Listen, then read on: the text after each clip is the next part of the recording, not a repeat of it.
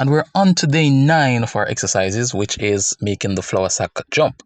So let me just go into Synfig here and get right into it. Now this is fairly simple because we're essentially doing something similar to what we did in my previous video. And that is just creating a pose or altering the points on the spline here and just assigning them a keyframe. So we'll change the pose, assign it a keyframe, change the pose, assign it a keyframe. So it's pretty much the same thing. Right now, one way that you could prepare to do this is by sketching out each of the drawings on paper. Like a sequence of the character jumping. You could just draw out those sketches, and then you could have that as a guide and just alter the points here to match up with those drawings on each keyframe. And then you would have your jump complete in no time. Because it's so simple, I'm just going to fast forward here a bit and just allow you guys to observe as I create the jump.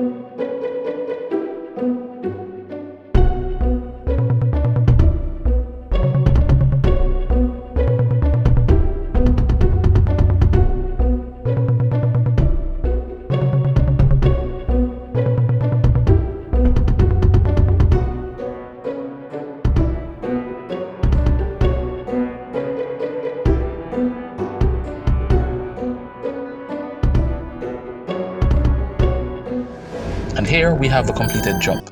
Now I hope you guys have been following, and again, please post your results in the Synfig forums, and that way you can get feedback and people can see your work and stuff like that. And yeah, thank you guys for watching, and we'll move on to exercise 10, which is the flour sack falling, I think.